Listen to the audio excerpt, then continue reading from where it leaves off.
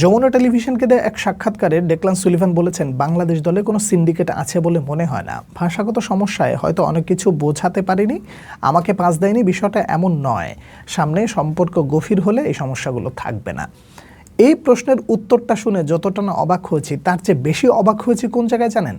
আমি আপনি যে সিন্ডিকেট বলে গলা ফাটাই এবং সিস্টেমের বিরুদ্ধে, অসুস্থ সিস্টেমের বিরুদ্ধে, কালপ্রিট সিস্টেমের বিরুদ্ধে যে কথা তুলি, আমাকে আপনাকে দাবিয়ে রাখার জন্য সংবাদ মাধ্যমকেও মোটামুটি হাতিয়ার হিসেবে ব্যবহার করছে একটা চক্র। কেন এই কথাগুলো বললাম আমি যুক্তি সহকারে তুলে ধরছি আপনার সামনে। যদি আপনার কাছে ভুল মনে হয়, আপনি অবশ্যই আমার ভুলটা ধরিয়ে দেবেন। আমি আমার নিজের ভুল শুধরে নেওয়ার জন্য প্রস্তুত রয়েছি। প্রথম কথা, ডেকলান সুলিভান বা সুলিভান ব্রাদার্স যখন বাংলাদেশে এসেছে কদিন হলো? শুক্রে 8 দিন হয়েছে কি, বা 1 মাস হয়েছে, বা দীর্ঘদিন ধরে বাংলাদেশে মানে মানে বাংলাদেশের কালচারের সাথে তারা মিশে আছে? উত্তর হলো না। তারা এত কম সময়ের মধ্যে এসে বা এত কম সময় বাংলাদেশ দলের সাথে থেকে সিন্ডিকেট আছে না নাই এরা এটা জানবে কি করে? আপনি আমাকে ভুল বুঝবেন না যে আমি সুলিভান ব্রাদার্সকে ভুল বুঝছি না। তাদেরকে দিয়ে আসলে একটা জিনিস বলানো হচ্ছে, করানো হচ্ছে। তা হলো, যারা মাত্রই এসেছে বাংলাদেশে বা বাংলাদেশের মানুষের সাথে, এই টিমমেটসদের সাথে মাত্রই যুক্ত হয়েছে, তাদেরকে যদি আপনি প্রশ্ন করেন যে সিন্ডিকেট আছে কিনা, তাহলে তারা কিভাবে এর উত্তরটা দেবে? তারা কিভাবে জানবে আসলে সিন্ডিকেট আছে না নাই? এই ধরনের প্রশ্নগুলো আসলে কেন করা হয় জানেন?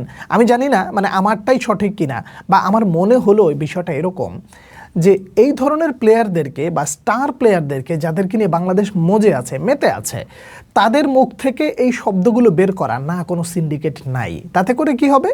আমি আপনি যে প্রতিবাদগুলো করি, এই প্রতিবাদগুলো যেন আস্তে আস্তে ভ্যালুলেস হয়ে পড়ে এবং এই প্রতিবাদগুলো আস্তে আস্তে একটা সময় যেন থেমে যায়। সাধারণ মানুষ বলবে স্টার প্লেয়াররা বলছে সিন্ডিকেট নাই, তাহলে আমরা বাইরের থেকে এত গলা ফাটায় কী লাভ? দেখুন, একেবারে ক্লিয়ার বা সোজা সাপটা যদি আপনি আমাকে মানে বলতে বলেন, তাহলে আমি যেটা বলবো, ধরুন আপনি কোনো একটা কর্পোরেট অফিসে মাত্রই জয়েন করেছেন। সেখানে যাওয়ার পরে সপ্তাহখানেকের মধ্যে বা মাসখানেকের মধ্যে আপনি কি বুঝতে সক্ষম হবেন যে এখানে কর্পোরেট পলিটিক্স কারা করে, নোংরা হিডেন পলিটিক্স কারা করে, কাদের দ্বারা পরিচালিত হয় এবং এইটার মূল হোতা কারা, গোড়ায় রয়েছে কারা? এটা কি আপনি জানবেন? এটা জানার সক্ষমতা আপনার খুব অল্প সময় হয়ে ওঠে না। যদিও বা দীর্ঘদিন পরে, আবারও বলছি, যদিও বা দীর্ঘদিন কাজ করার ফলে আপনি যদি জেনে যান যে আসলে এরা এরা এরা এরা এই সমস্ত সিন্ডিকেটের সাথে যুক্ত, চাকরির ভয়ে বলেন আর যে জন্যই বলেন না কেন, আপনি অনেক সময় মুখ খুলে বলতে পারেন না যে এরা এরা এরা এরা এই সমস্যাটা তৈরি করছে, কারণ এই সিস্টেমটাই হচ্ছে একটা নোংরা সিস্টেমের মধ্যে পরিচালিত হয়। এখন প্রশ্নটা হলো, বাংলাদেশে এমন কোনো খেলোয়াড় কি আছেন যারা বাংলাদেশের জার্সি গায়ে খেলতে চান কিংবা খেলেছেন কিংবা মাত্রই খেলে জাতীয় দল থেকে বের হয়েছেন? এরকম এমন কোনো খেলোয়াড় কি আছেন যারা প্রকাশ্যে দিবালোকে যারা প্রতিবাদ করছে তাদের কাতারে এসে হোক বা পডকাস্টে হোক বা কোনো একটা জার্নালিস্টের প্রশ্নের উত্তরে হোক, তারা কি কখনো এভাবে বলতে পেরেছেন যে না, বাংলাদেশ দলে আসলে সিন্ডিকেট আছে? এই যে শব্দটা, এটাকে বোঝার জন্য আপনার রকেট সায়েন্সের প্রয়োজন নাই, আপনাকে অনেক বড় বিশরদের কাছেও যাওয়ার দরকার নাই, অনেক বড় বিশেষজ্ঞর কাছেও যাওয়ার দরকার না। আপনি শুধু ব্যক্তিগতভাবেই চিন্তা করেন যে একটা প্লেয়ার এই কথা বলে কি তার কেরিয়ারটা শেষ করতে চাইবে? সেই জায়গায় আপনি যদি এই মুহূর্তে হামজা চৌধুরীকেও জিজ্ঞেস করেন, সেও এক কথা বলবে, না না কিসের সিন্ডিকেট, কোনো সিন্ডিকেট নাই, এই কথাটাই বলবে। কিন্তু আদতে মাঠের পারফরমেন্স যখন আমরা এলোমেলো দেখি, তখন কি আমরা কোচ হাভিয়ার ক্যাব্রেরার বিরুদ্ধে কথা বলতে পারি না? অবশ্যই পারি। ক্যাব্রেরাকে রাখার পেছনে কারা কলকাঠি নাড়ে, আমরা কি তাদের বিরুদ্ধে প্রশ্ন তুলতে পারি না? অবশ্যই পারি। হাসান আল মামুন থেকে নিয়ে শুরু করে প্রত্যেকটা জায়গায় যে সমস্ত সিন্ডিকেট রয়েছে, সিন্ডিকেট মানেটা আসলে কি?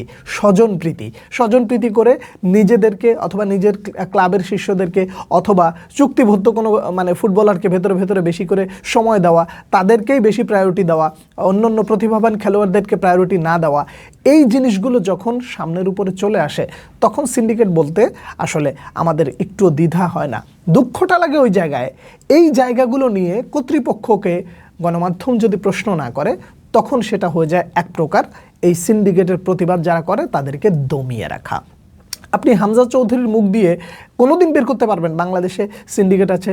সুলিভান এরা তো মাত্রই এসেছে, এদের কাছ থেকে আপনি কি আশা করেন? কতটুকু আশা করেন? বরং এদেরকে এই প্রশ্ন করাটাই অবান্তর। আপনি এই প্রশ্নটা করতে পারতেন কাকে? ফাহাদ করিম ছিল না, তাকেও তো এই প্রশ্নটা আপনি করে আপনি এর উত্তর পেতেন না।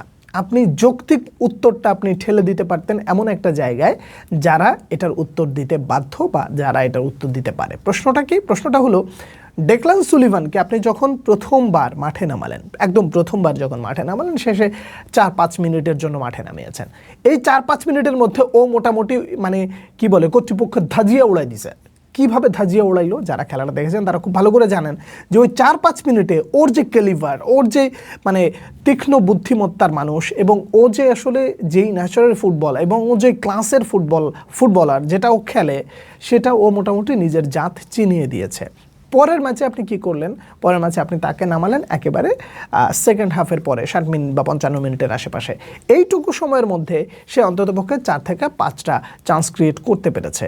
এখন আমার প্রশ্নটা হলো, এই ধরনের ক্যালিভারওয়ালা খেলোয়াড়দেরকে যদি আপনি প্রথমেই নামাতেন, তাহলে এই যে অল্প সময়ের মধ্যে 5টা চান্স ক্রিয়েট করছে, এইটাকে আসলে 10টায় কনভার্ট হইতে পারতো না? আরও কিছু এমন প্রতিভা আছে যে প্রতিভাদেরকে একেবারে সুযোগ দেওয়াই হয় নাই বলা চলে।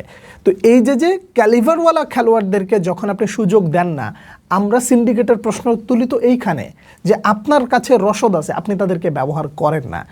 আপনি মানে বিশ্বাসটা রাখছেন কাদের উপরে? আপনি বিশ্বাসটা এমন লোকদের উপরে করছেন যাদের থেকেও ট্যালেন্টেড খেলোয়াড়রা বেঞ্চে বসে আছে। এটা কি দুঃখজনক না? আর এখানে যদি আমরা সিন্ডিকেট বলি, তখন সেটাকে আপনি কি অন্য মারেফতে আপনি আমাদেরকে দমিয়ে রাখার চেষ্টা করবেন? তা তো হয় না। আরও একটা কারণ বলি, যে রোনান সুলিভান যখন একটা ফ্রি কিকে গোলটা করলো, পেছনে দাঁড়িয়ে মোর্শেদ কী করেছিল সেটাকে আমরা ভুলে গেছি। তার ওই আচার আচরণ কি আমাদের মনে নাই? তো এই যে ব্যাপারটা আপনি দেখেন, রোনান সুলিভানের কাছ থেকে ফ্রি কিকটা নেওয়ার জন্য মোর্শেদ কী ধরনের অ্যাক্ট করেছিল, এবং সেইখান থেকে রোনান গোলে কনভার্ট করেছিলেন সেই ইয়াটার পরে। আমরা কি এগুলো দেখি না? আমরা কি এগুলো বুঝি না? তো লোকাল প্লেয়ারদের উপরে আসলে আমাদের রাগটা, আমাদের ক্ষোভ বলেন, প্রতিবাদ বলেন, একটা জায়গায়, সেটা হলো লোকাল পলিটিক্সের উপরে, বা খেলোয়াড়দেরকে নিয়ে প্রতিবাদ দমিয়ে রাখা, বা নিজেদের ভেতরে এই যে স্বজনপ্রীতিটা করা হয়, এই স্বজনপ্রীতির বিরুদ্ধে আমরা প্রশ্ন তুলি। কিন্তু আমরা যারা প্রশ্ন তুলছি, আপনারা যারা প্রতিবাদের সাথে অংশগ্রহণ করছেন, আপনাদেরকে যদি মিডিয়া ট্রায়ালের মাধ্যমে দমিয়ে দেওয়া হয়, চাপিয়ে দেওয়া হয়, এর চেয়ে বড় দুঃখজনক আর কিছু হতে পারে বলে আমি ব্যক্তিগতভাবে মনে করি না। এই ধরনের সত্য প্রকাশের সঙ্গে মিডিয়াকে আসলেই প্রয়োজন, মিডিয়া তার সঙ্গেই থাকবে এমনটাই প্রত্যাশা করছি। আমি যা বুঝেছি তাই আপনার সামনে তুলে ধরেছি।